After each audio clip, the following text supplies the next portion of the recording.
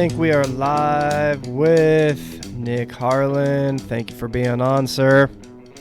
Thank you very much for having me. Of course.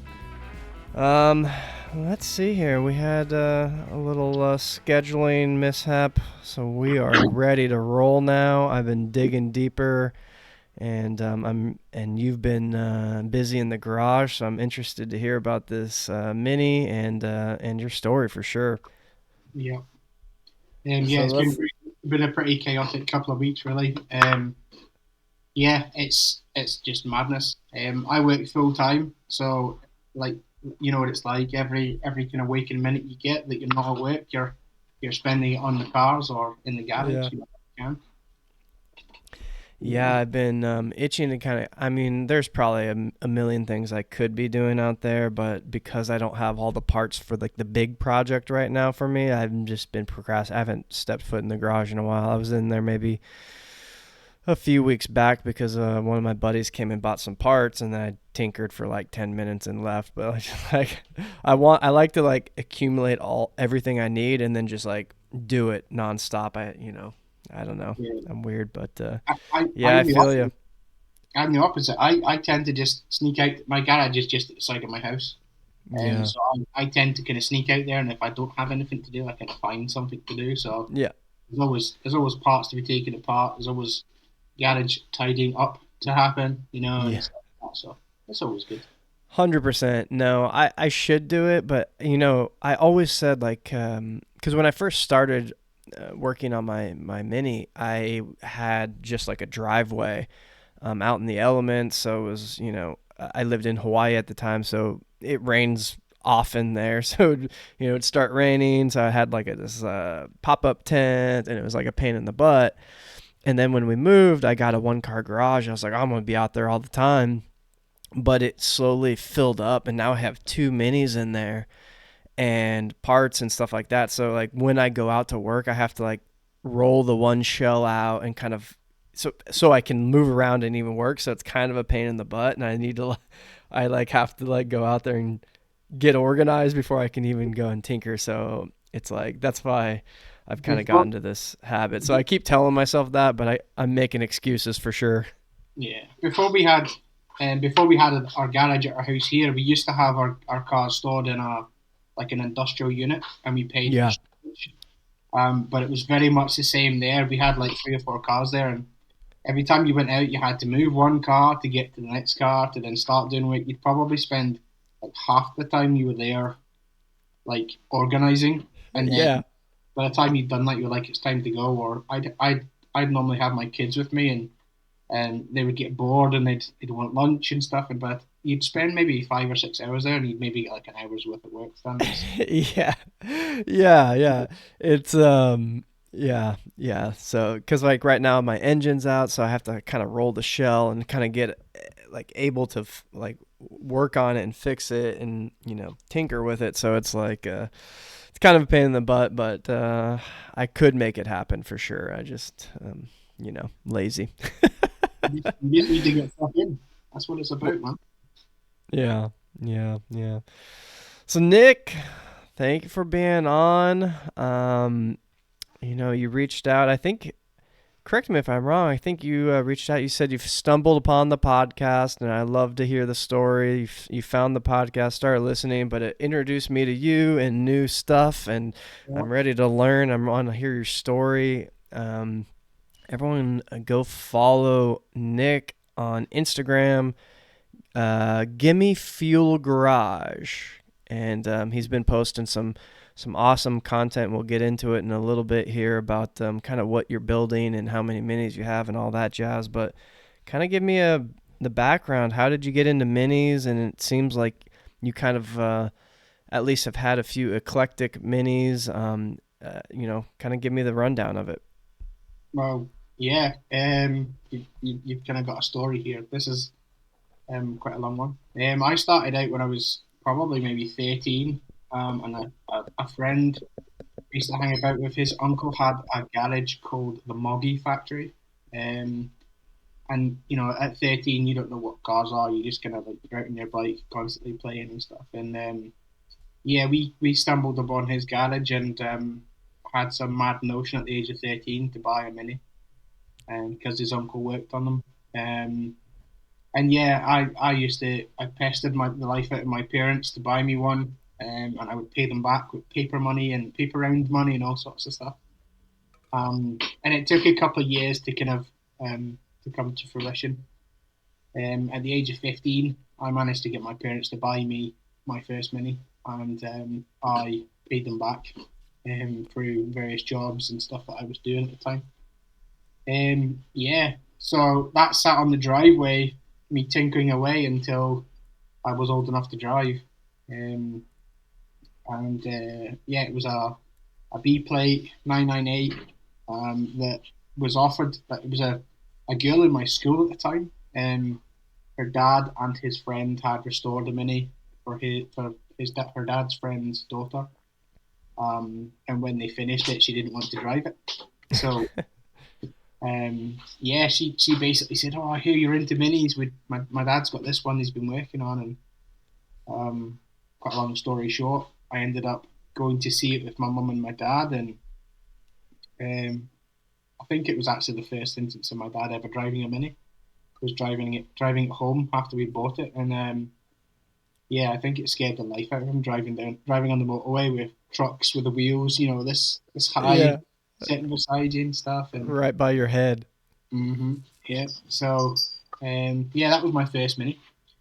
Um, I've had lots of Minis, probably more than I can count, in the sense of ones that I've had that have been projects and not came to fruition, and then I've got rid of them before completing them, or stuff like that. But fast forward a couple of years later, I had a 1991 Cooper that I purchased after being in an accident with one of my other cars, and it was basically getting worked on. So we had done like a kind of a minor restoration on it. It had had a respray in red metallic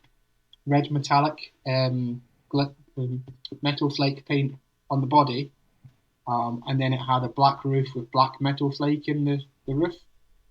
So it was kind of an unusual looking car.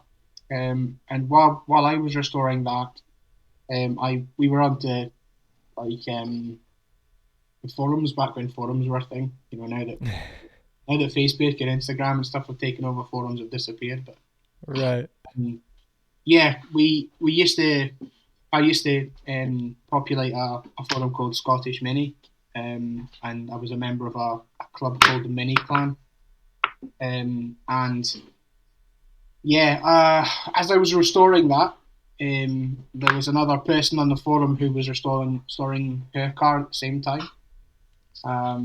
She was restoring it with her partner at the time, and the deal was that we would both finish our cars, and when they were finished, we'd do like a commemorative run, Hmm. just to celebrate that the two cars were finished.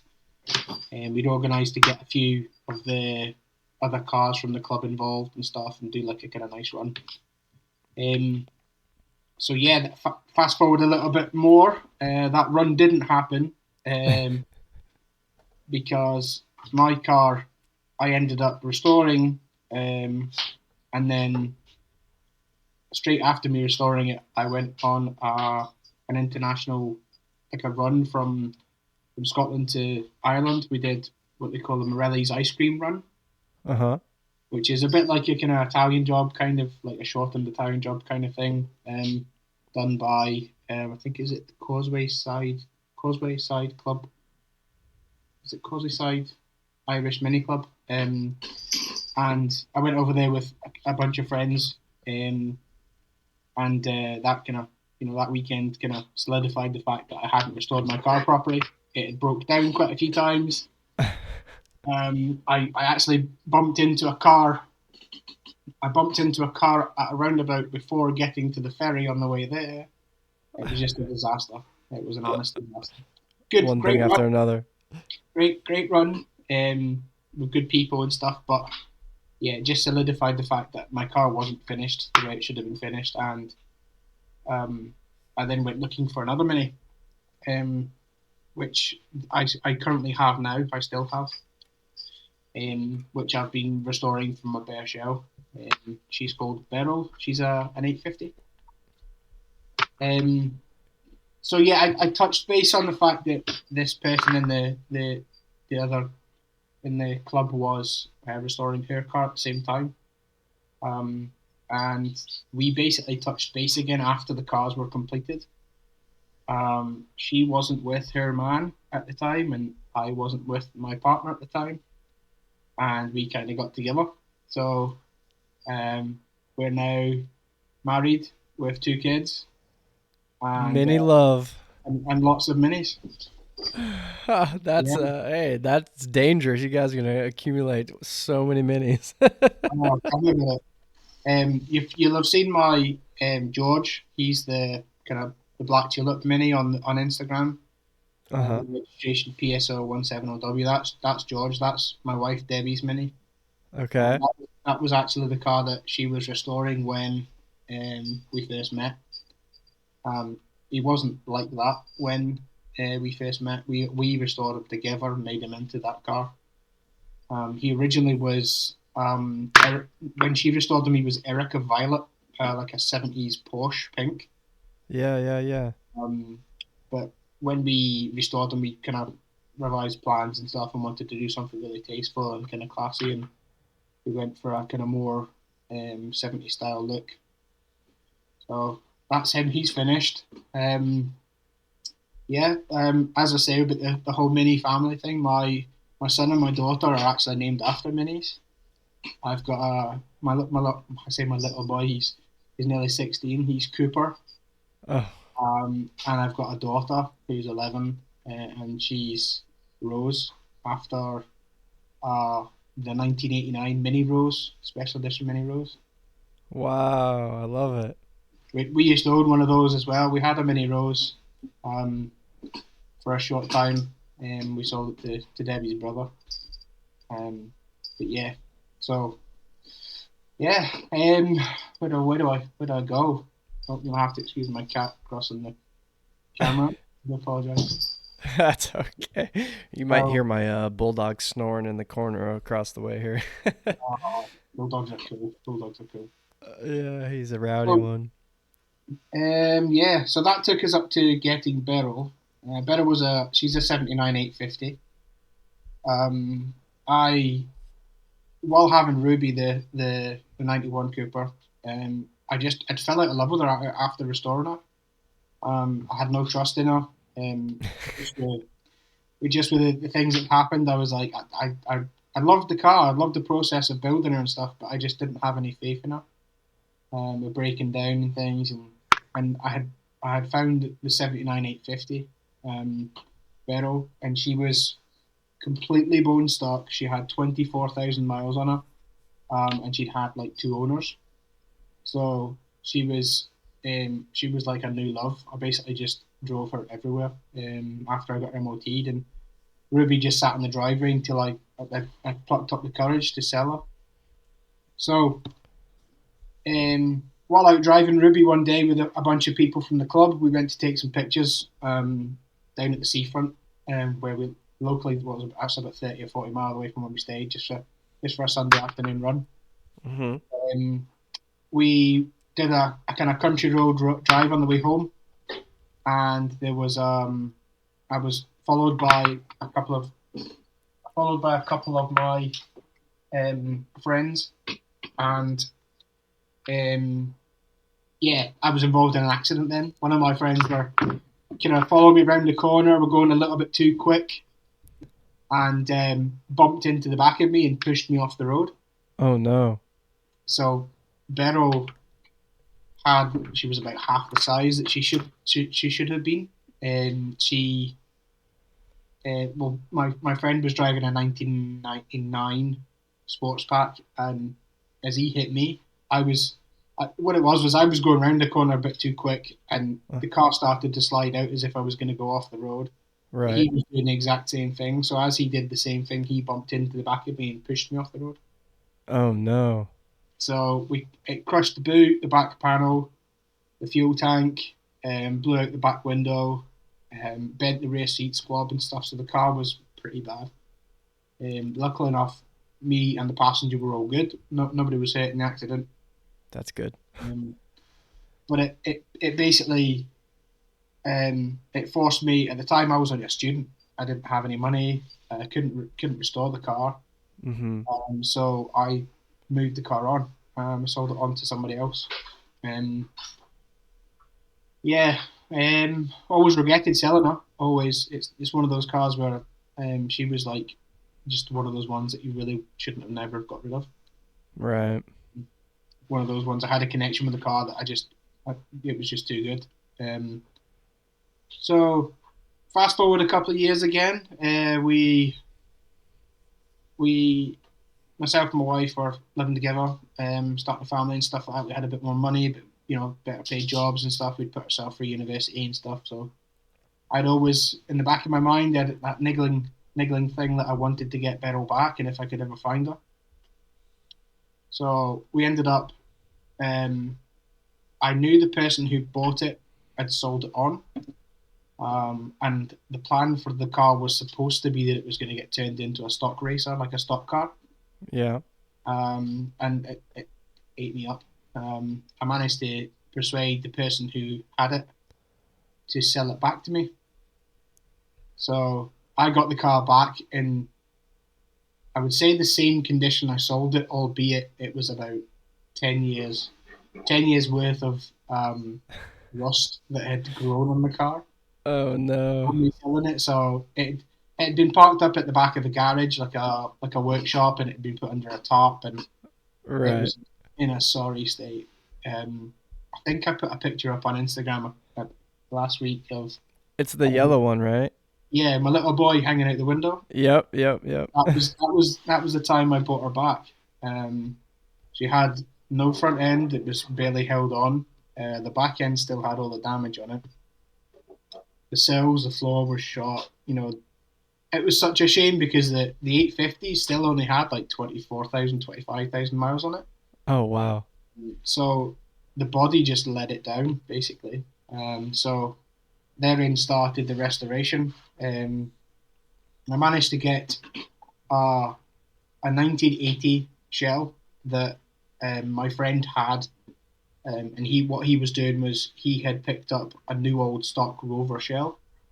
So he was the shell that I picked up. It wasn't in the best of condition. It was rusty.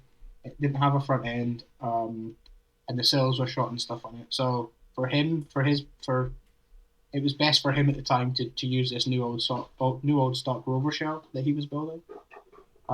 So I was like, well, I needed like a 7980 shell that I thought that I could use to start Vero's rebuild. Right. And at the time, I was like, that's probably as close as I'm going to get to being like the same shell, if you know what I mean, like the same age shell. Yeah. It's quite a big thing in the UK for folk to do like ringers and stuff, and for folk to say that they buy a new shell and turn it into an old car, or make it a lot older than it actually is and stuff. But Right. um, so yeah, I started with an 80 shell that had no front end on it. Um, and that shell sat for 7 years while we were messing about with other minis and rebuilding George and doing other bits and pieces. Yeah, I knew that I had her, and it was just a case of time. Its time will come, like save up parts, save up money, and then get stuck in. So yeah, that Bez's rebuild only really started um, probably about maybe say about 2 years ago. It When looks like it's coming along really well. Like it's what is it? Ready for paint? it's thereabouts, yeah. I'm at a stage with Beryl where I need to prep and paint the inside, and then I can turn to the outside because I've done the full floor. I did. She had a full boot floor.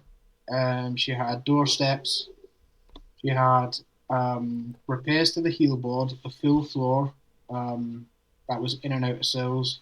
She had the door bins, the rear seat squab, and then from the scuttle forward. So she had like the scuttle repairs. In fact, no, it was a full heritage scuttle. Uh, Mm-hmm. the the under pieces, the full front end, front panel. Excuse me. Yeah, that was a process and a half in the sense of I had welded and stuff before and I'd done bits and pieces, but nothing to that degree. So like to bring it back to what you're doing with your podcast and the community, I have to thank a lot of people about for getting me into the position where I was able to do that. There were some people on YouTube that I basically reached out and contacted, and I binge watched their episodes of them restoring their minis on their driveways, Yeah. and it gave me the courage to then say, right, well, if they can do it with a 300 pound welder, I can do it. Yep. Yep. That's how it was. I was like, I'll invest in a grinder, I'll invest in a spot welder, and I'll teach myself how to do it as best I can. And also, if these guys can do it, I can do it. So, Mark Simpson from Simpsons Classics, I don't know if you'll have seen him Yep. in his stuff.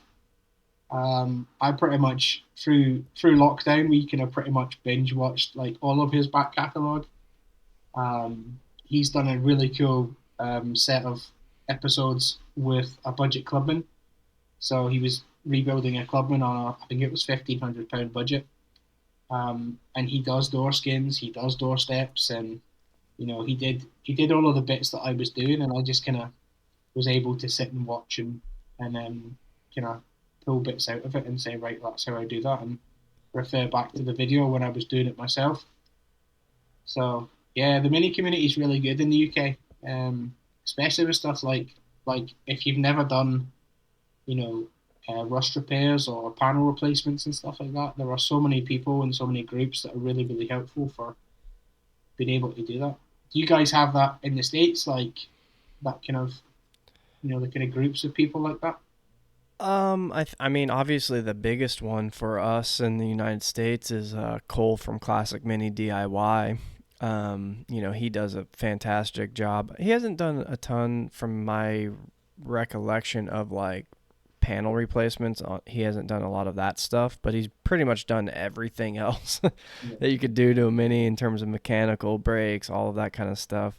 yeah, But I'm the same as you. When I was doing my Mini, I had to replace a couple panels, and I went down the rabbit hole of YouTube and watched a ton of UK guys, um, doing the same stuff. Like you said, going out, getting the welder, and just having a go at it, and it was very helpful. And there's a lot of great information between YouTube, the forums, the manuals and everything, and you know what can I do it better this time around? Probably, but yeah.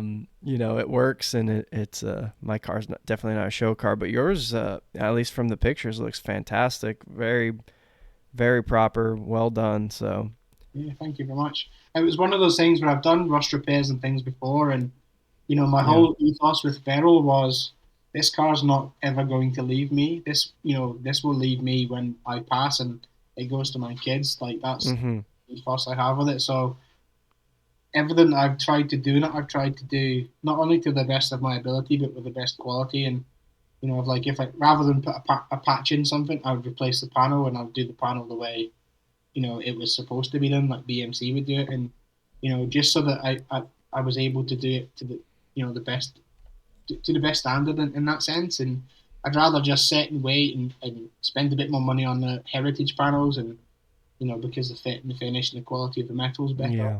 Um, that's something I definitely noticed. That's definitely a lesson I've learned. Some of the panels that I've got that weren't heritage were fine, and some just are garbage and they just don't fit at all. So Yeah, it's kind of the luck of the draw, I guess. But yeah. yeah, definitely learned that lesson. Do you guys you'll know of just the name of the company's just disappeared off the top of my head. A panel company? Yeah, no, sorry, my wife's shouting in the background. I don't know. I just buy mine from whatever, mini spares or mini sport or something like that. I don't necessarily.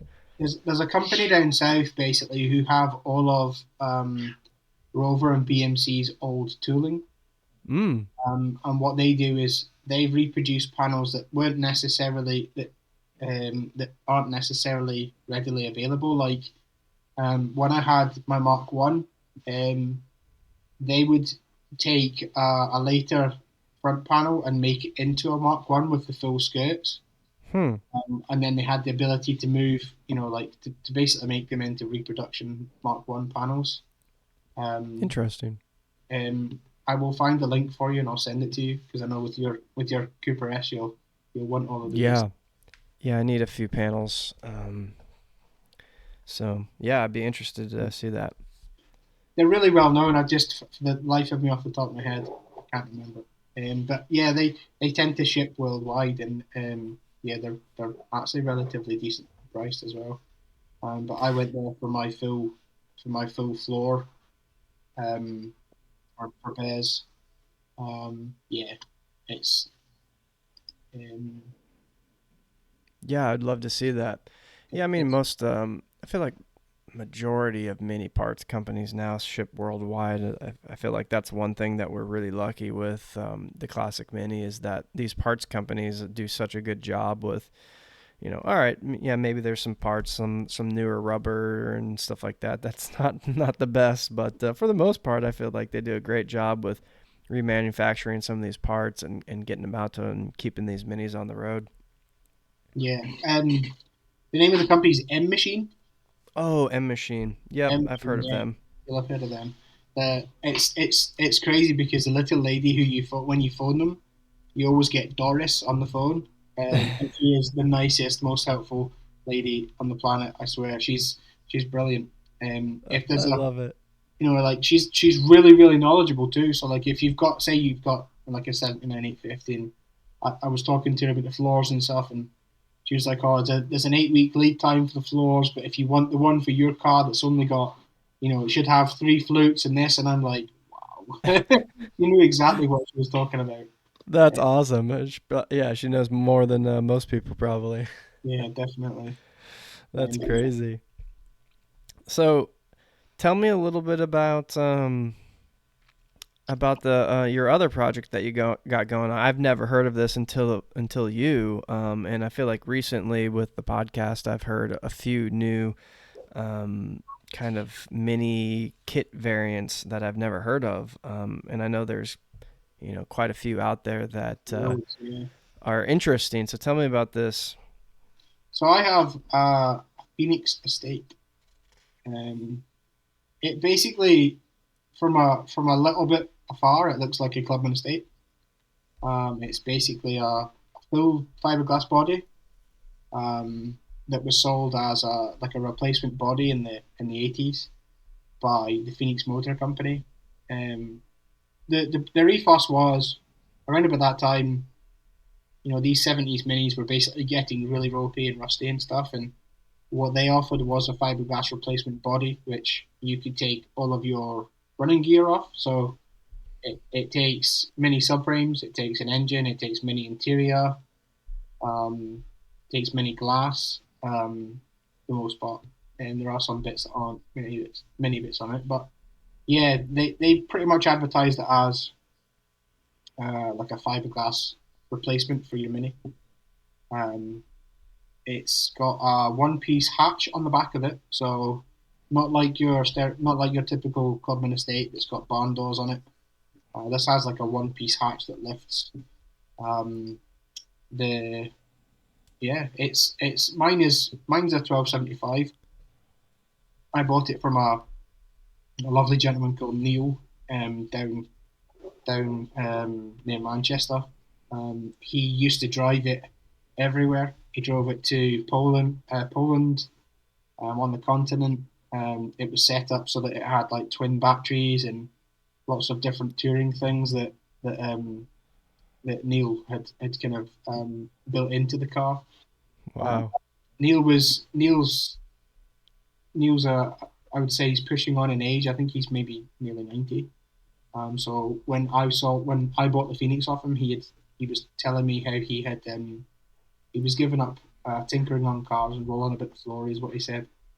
So he pretty much was stopping working on minis. He had a 61 Traveller that he was keeping, but he basically said that that was going to be for his daughter, I think. So yeah, my Phoenix when I purchased it, mechanically was 100%. It's all sound. Neil basically made sure that everything on it was covered in this crazy wax stuff that um, he actually he phoned me a couple of weeks ago and told me what this stuff was. It's like tar.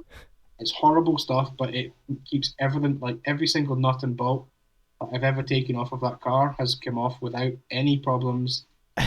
That's like perfect. I know it's crazy, but he let me into the secret of what it actually was. He used to work for the telecoms industry back in. Uh-huh. He says he used to talk to people who they would work out on doing like the electrical cables of pylons, like Okay. overhead cables. Yep. What they used to do is, in order to stop them rusting, they used to heat up. It was like a vat of like a grease, um, and it used to stay on, and it would stay like sticky but not dry out over time. Obviously, because it's not something that you want to go up and repaint every time. Right. So he managed to steal a bucket of that, and that's what's on the Phoenix. It's horrible, nasty stuff, but it does the trick, and So no one else probably has that on their car in the world except for you. and every nut and bolt I take off, it sticks to my hands, and oh, At least you're not gonna like take the bolt off and it's gonna drop down in the black hole of the engine bay. It's just gonna stick to your finger or the yeah, socket. yeah. That's So, funny. so my Phoenix just now has gone. I would say it was supposed to have just had a quick spray, but it ended up being I think it's been about 3 months now since I decided to roll it into the garage and start taking the car apart to go over the bodywork on it. I like with Perro, it was I've never painted a car before, so I consulted YouTube and spoke to Mark Simpson and spoke to a few people about how to go through the bodywork stage, and yeah, it snowballed to the point where I was enlisting a friend who works in a body shop to dolphin glaze the roof, and it's had about 20 layers of primer, filler primer. So I've been sharpened, and now that I've painted it, which we managed to do in the garage, it's now been flattened and polished, which this weekend has finally been done, and I managed to get some bits back on the car. So It's looking good. What color did you paint it? It looks like a dark blue or like with a little bit of a purpley tint to it. yeah, it's when I bought the car, it came with a load of paperwork and a load of history. So I've Okay. got, which is really, really unusual in the sense that these cars are kit cars, so that they don't necessarily have things like history with them or stuff like Right. that. But when I purchased the car from Neil, he had a carrier bag, a Tesco bag full of receipts and stuff, and he says, "Oh, there's some paperwork with it. Have a look through that." And for me, that's like gold dust. Yeah. All of the stuff that came with it, it had the original letter from Neil Hauser, who was the managing director of Phoenix Motor Company, to the Dang. customer who was purchasing it, with like That's a super like a, cool. a typewritten, like a letter written from him on a typewriter, thanking the person, the lady, for ordering the vehicle, and I've got the order sheet where they picked out the spec that they wanted in it. I've got like the build sheets, the diaries, all of the paperwork, the advertisements and stuff that came with the car. So the paint code that's actually been used is Eclipse Blue, which is the color the car was originally ordered in. Um, that's that's how I knew it because it came with all of the paperwork. So um, it's like an unusual kind of blue color, in the sense that I don't necessarily see too many of them painted that color. Yeah, it's really nice. It is a BMC color called Eclipse Blue. So Oh, it is. yeah, Yeah, it's really cool. I mean, at least I'm sure it looks different in person, but from the pictures, it definitely looks like a nice, deep, dark blue with like maybe a little bit of a purpley hue to it. potentially. It really suits the car. Yeah, It's an interesting car, like you said. From the front or from far away, it looks like a Clubman Estate, and then you kind of see the roof line kind of like almost swoops up a little bit, and then you get to the back and you're like, whoa, what the? But So many people and think that there's a car in the UK called a Reliant Kitten, uh which is huh, another kind of, like you'll have seen the three wheelers that go around like Robin Reliance. yeah, yeah, Well, the Reliant Kitten is basically like a four wheel version of that. And they okay, look very similar from the back in the sense that they have that kind of one piece tailgate. And so many right. people think that they're Reliant Kittens, or until they see the front and they go, hang on a minute. It kind of Um, reminds me of like a little mini Volvo back. it's strange, yeah. But Yeah, it's cool. It's fun weirdly, though. it's got so much room in it. Like the back seats fold flat as well, Uh so huh. it basically turns it into like a van. So I can fit loads of stuff in the back of it when if I need to go and do like a landfill run, or anything that's got to go out. Anything big that can get chucked in the back of there. So Yeah. I was just speaking with Julie from Crafty Van, and she was saying, "Oh, the minis are so practical," and I was like, "What?" And then I was like, "Well, I guess she has a minivan, and it's like, yeah, they do have, quite a bit of room. I guess it's not as big as modern day cars, but you can fit anything you need, and four people in the car if you needed to, but it I've does al- have quite a bit of room." I've always been amazed at just the sheer, for the size of the vehicles, for the size of minis. You know, actually how much space is inside them. Like when you sit Yeah. in a mini, because there's no kind of plastics and there's no dashboard, and there's no like lots of like built-in bits. You have so much more space inside the car than you would expect to have. Yeah. It's Out really at like car shows or meets or whatever, and I every single time without fail I have somebody come up and like, oh, I'd never fit in that, or it's so small, and outside of my bucket seats, I'm like, no, no, go sit in it, like I guarantee you'll fit, like it's a lot roomy, and they get inside, they're like, oh shit, like it yeah, actually is quite, it's like deceiving. yeah. um Well, we but used yeah, my bucket seats are a little snug on most people, but other than that, the inside of the car isn't. Yeah, they're a lot bigger than people think for sure. We used to have we had a 14-year-old German Shepherd. Uh-huh. Um, and German Shepherds aren't small dogs. No. And he used to just like you'd tip the seat forward and he would sneak in the back of the seat and he would own the back seat. But there was loads of space for him in there. Like it was really cool. But That's yeah, fun. Yeah, that'd be a cool little hauler for the family truckster with the dog in the back. And yeah, so, tell me a little bit about Gimme Fuel Garage. Is it just kind of your personal brand that you're starting, doing, you kind of documenting your projects and on YouTube and things like that? yeah. Well, Gimme Fuel Garage started basically because it was the same. I would spoke to DB Mini from YouTube. I'd spoke to Mm-hmm. Simpson's Garage. And as I was working on my projects alongside what they were working on, they were like, "Oh, you need to video it. You need to get this online, and Yeah. you need to document your journey with stuff that you've been doing." And it kind of, I'm not gonna lie, it's hard work. I haven't put a video up in a long time because you spend so much time filming it and thinking about what you're filming, and then if you say something wrong, you have to do it again, and Yep. it's a lot of work. I'm not gonna lie. Yep. But Yeah, yeah, I dabbled in YouTube for a little bit. And I like making videos and stuff, but like you said, it's a lot of planning, a lot of work, and my intention was to video everything I did for my mini and kind of bring it to its glory, but I never did. It was just, it's, you get rolling working on the car and you're like, wait, I haven't filmed anything. So yeah, it's like either a time lapse or nothing. yeah, So, but yeah, no, I commend everyone that does YouTube. It's like, I love watching it. I love watching the restorations and the projects and whatever it is, but it's definitely difficult. You got to be passionate about it for sure. yeah. I mean, I plan to kind of document the series with Beryl. I do. Every time I've actually, she's kind of been put on the back burner now while I've been working on the Phoenix. Mm-hmm. Um, but the Phoenix will, once the Phoenix is finished, it's going to get rolled out, and I'm going to roll her back in. Although Mm-hmm. I might roll my other project in that that sat in the driveway. I might start that one first. Not sure. We'll kind of figure out how that goes. But yeah, I plan to document everything I can with Beryl.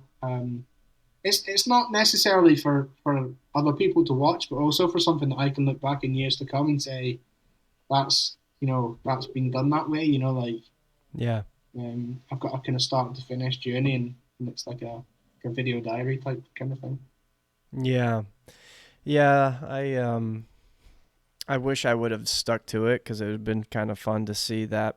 I kind of switched to Instagram and took pictures of everything I was doing and posted them there. So it's kind of a little picture diary instead of a video, but it would have been fun. I mean, there's been so many fun projects, but like I look back at like some of the things that we did that were just like I can't imagine trying to film it. Like me and my wife. My wife helped me put in the rear subframe and like that kind of stuff. But like I can't imagine trying to film all of that Yeah, and staying focused to try to get the job done. So it just yeah. doubles the time that a project takes. Lots of bleeping and bloopers. Yeah, yeah, I wouldn't have been able to monetize it. I would have been kicked off of YouTube. And there's That's funny. many a time I've been working on the Mini, and I've had to phone my wife's brother, who's a mechanic, Uh huh. and I'm standing like, oh, it'll take us 15 minutes, and then 2 or 3 hours later, we're still at it. Like Yeah. he came to give me a hand with the rear subframe when I fitted it to Bears. He came the last time we fitted the glass in Phoenix, and it was like 7:30 at night. I was like, it'll only take us 15 minutes. We The were there. dreaded last words. Oh, no. So My this wife time, sometimes asks me, "How long are you going to be down there?" I'm like, I don't even want to say. Should it take 15 minutes? Yes. Will it take 3 days? Maybe. yeah, definitely. I mean, Uh, that's the joys of having the garage and stuff. Like yeah. you can kind of down tools if it gets late, and you can kind of walk away from it and come back to it Yeah. for sure. Yep. Yep. 100%. What other projects? You said you got something else you got to roll in? What else you have cooking? I got a 1980 Mini City, Oh, okay. which is completely stock in the sense it's never been modified. Um, it's also never been welded, Wow. which is kind of unusual and kind of rare in that sense. But you can tell it hasn't been welded because it's got no floor in it. it's uh, it's a bad one. A local guy had reached out to me and said, "Would you come out and have a look at my Mini?" He'd seen what I'd done with Bears and was like, "Would you like? Can you come out and have a look and give me an idea on how much this might cost for me to do, me to fix?" Right. So we went out. And cut a long story short, he didn't want to restore it after I told him how much it would probably cost. And he's like, "Oh, I might just move it on. I might just sell it." And it's now on my drive. I might just sell it. Well, I might just buy it. I can always do with one more mini. Yeah, no judgment here. Yeah. So Oh man, that's funny. um, that one's actually going to be that one's a project which I'm going to restore, document, and then sell. Myself and my brother-in-law are both going to split in the cost of that, and we both kind of want to work on it together. And it pretty much is kind of like the same amount of work that what Beryl is. Hmm. I'll probably get like kind of the majority of the lower half replaced. Full front end, floor, boot floor, majority of those. Hmm. I've been kind of stockpiling some bits that I'd kind of just, what it's like if you get an option of a bargain and someone says, "I've got these for sale," down the road, I'm like, I need those for this project. So yeah, we've been stockpiling some bits, got some new doors and some bits and pieces for it. So that will Nice. probably end up, the next one in the garage, I think. Sweet. Looking forward to seeing it. Yeah, I was looking on your Instagram the other day, and you made the post of kind of like all your old minis, and you had like a mini mini Marcos, I think it's called, and then a couple sport packs, some new minis, and Yeah, you've definitely ran the gamut in the, terms of That of wasn't minis. actually a Marcus. Huh? That's not a Marcus. That's Oh, it's actually not. it's called a Kingfisher Sprint. Oh, Again, I seem to find these weird and wonderful minis. That was my friend that I bought the 1980 shell off. That car sat next to his mum and dad's house.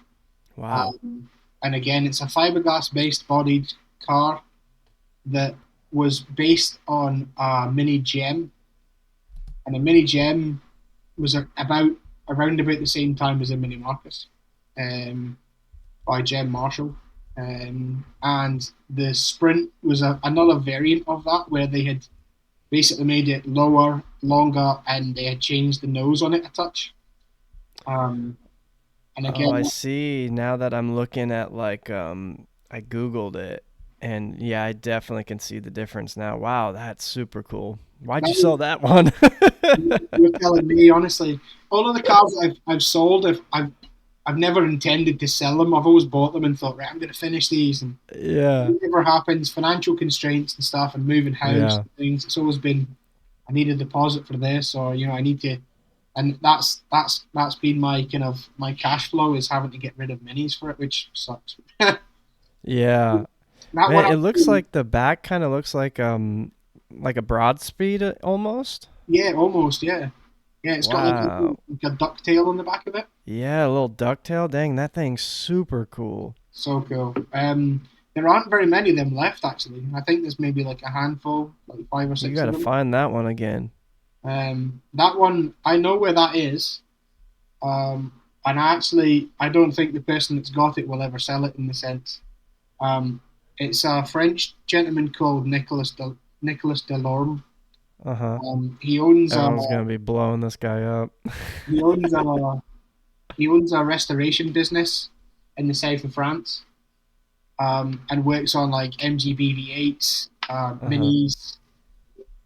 Does some really cool like historic racers and stuff like that. Like MGAs, really cool stuff. And he basically Man. travelled from, I think it was the south of France, all the way up to Edinburgh in Scotland to come and pick up the car, put it on a trailer, and then drove all the way back down to the south of France. Wow. That's dedication. Yeah.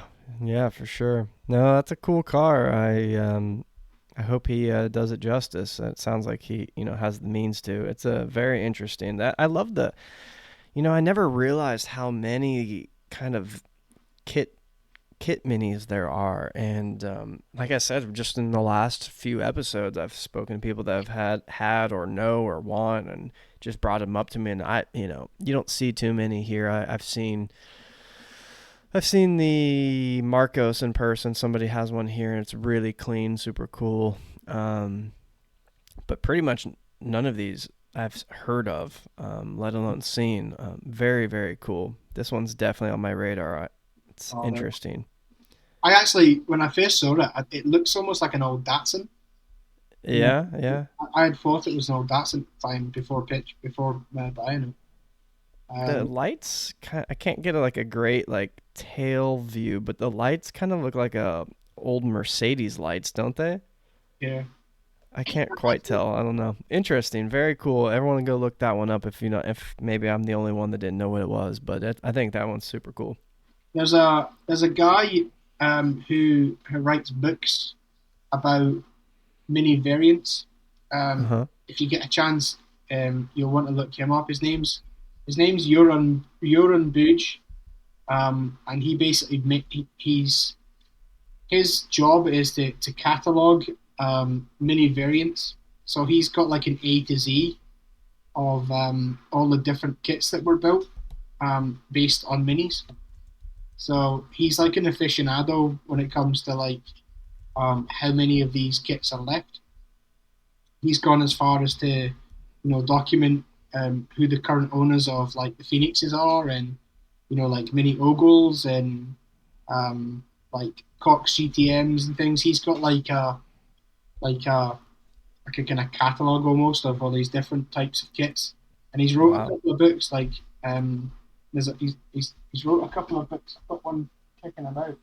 Yeah, And you'll have to send me the titles of those. I'd be interested in seeing that. it's really cool because you don't necessarily, I think it's a credit to how the minis are produced and the way the engineering behind it. When you think about it, it's two subframes, one holding an engine, and obviously it holding two sets of wheels. So the body in the middle is kind of like that's the bit that people swap out.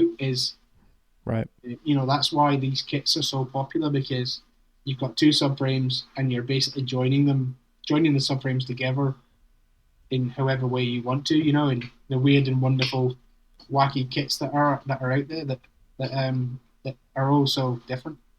Yeah, it's quite easy, I guess, if you think about it. How light, like, how much lighter, or is, if at all, is like your fiberglass body, like your Phoenix? Is it extra light? Is it kind of Weirdly, about the same, or? weirdly enough, it's about the same. Yeah. I think it weighs about 600 kilos, but although you say it's fiberglass or I say it's fiberglass, the thickness of the fiberglass is extreme. Um, Yeah, kind of has to be. yeah, I feel like I was looking at that one time before, fiberglass and carbon fiber shells, and it wasn't, that much lighter. Especially like this one, probably has to be pretty thick to support it. yeah, like one of the noticeable differences I've noticed, even just with like taking the car apart for painting and stuff, is like the door pillar itself. On a Mini, you've got maybe like I don't know 5-6 mil width of a panel where the bolts go through for the hinges. Mm-hmm. On this, it's maybe say 30 mil thick, and you've got specific bolts that are pocketed that go into the fiberglass. So there's obviously a lot more strength in those areas that obviously have needed to be reinforced as such. Um, I think that's where all the weight comes from. Mm-hmm. Yeah. Interesting. But yeah, Well, cool. Nick, anything else you want the people to know before we jump into the Patty probe? the paddy probe. Um, no, not really. I mean, yeah, it is what it is. We just gonna try to keep the mini community alive, and like what you're saying is, I commend you for this and doing the podcast the way you have. I when I found your podcast, I kind of binge listened to Yeah. your all of the episodes. I've caught up with all of the episodes, and it's really really cool. It just really is. I I really appreciate that, man.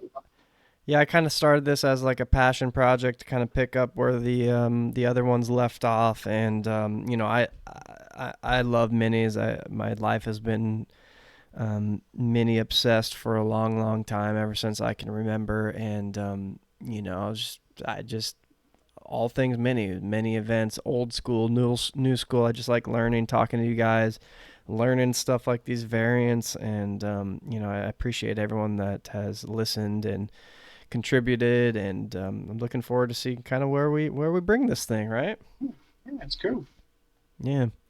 So I'm interested in this question though, since you seem to know quite a bit and you've had quite a bit of variants. What's your favorite mini variant? I'm going to be really controversial. I'm Oh no. going to say the saloon. Dun dun dun. Just the saloon. Just as it was intended.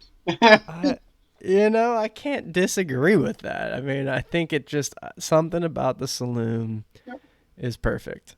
yeah. There's definitely like my when every time I think of this question when I ask it, it's maybe what's my second favorite, because the saloon is always number one. Like, what's the next best? Like, Can't beat it. It's how it was designed. It's how it was made, and I think the sheer fact of that it's been around for such a long time and it's had such a following, that's it. It proves it. yeah, you always look at something cool, the club or the minivan or one of these kit cars, and but I always anytime I see a Mark One Mini, it's just dang, it just looks so good. I don't know. Yeah, you can't So beat how it. many minis do you currently own? I have five. If you include Fi- the house mini, that's yeah, that's hers, but it's ours. Yeah, right. What's yours is mine, huh? Well, we say that it's hers until I've got to work on it. Yeah, yeah, yeah, yeah. I've been trying out this new question. I've gotten some, decent answers outside of Italian Job and Mr. Bean, but maybe you can add to it. What's your favorite mini-related movie or TV show? Oh, it's got to be the classic Italian Job. Yeah. I actually, after listening to a couple of your podcasts, I want to. There's some that I haven't seen, and I want to see. Like, is it Porky's or is it Porky? Yeah. Breakfast at What was Porky's or it? something like that. Goodbye. Goodbye Good. Porky's.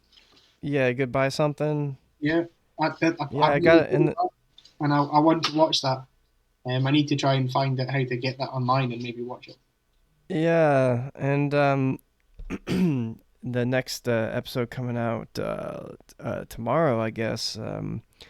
Julie suggested Wild Target and Viva La Sport, I believe, were the names of those. Apparently, they're about. Maybe I think she said they might be on Netflix, so check those out too. So Yeah, I will definitely be looking for those. yeah, With us being uh, a family, there's no excuse. We've all got to watch it. absolutely. Let's see. You've kind of been dabbling in a lot of mini restorations. So what's the most pain in the ass job you've done on the mini? I was quite surprised at why nobody has mentioned this particular thing. It's got to be the clevis pen on the pedal box. Like Oh yeah! Wow. Yeah. it's got to. Yeah. Seriously. They don't. They need somebody needs to make a tool that makes that easier because you have to be a contortionist lying on your back with your feet in the air, trying to Yep. get in to get the clevis pin in the back. Just it's horrible, horrible, horrible job. Yeah. It's not the easiest for sure. I remember. I always take it as like a challenge when I've heard many jobs are a pain in the ass, and that one did not disappoint. That one was very, and I'm not a very big guy. I'm 5'6", 5'7", and but I was, oh man, I was laying on the seal and it was up in my rib cage, and I couldn't get the light in there, and I was had like needle nose ply. Oh man, yeah, that was rough. Yeah, it's not an easy one. As for metalwork, I mean, I think probably the biggest job was cutting the floor out, doing the full Uh, floor. yeah, That it's like one of those ones where you have to do 1,000 cuts to pull all the floor out, but when it's yeah. out, it's I it's feel like all the metal work, like I look at it and I'm like, oh, that's gonna be easy, and then it's just like a pain in the ass every single time. yeah, yeah, it's never. If you could have a drink, coffee, beer, tea with one mini celeb, who would it be? I think I would probably have to say Isagonis. Mm-hmm.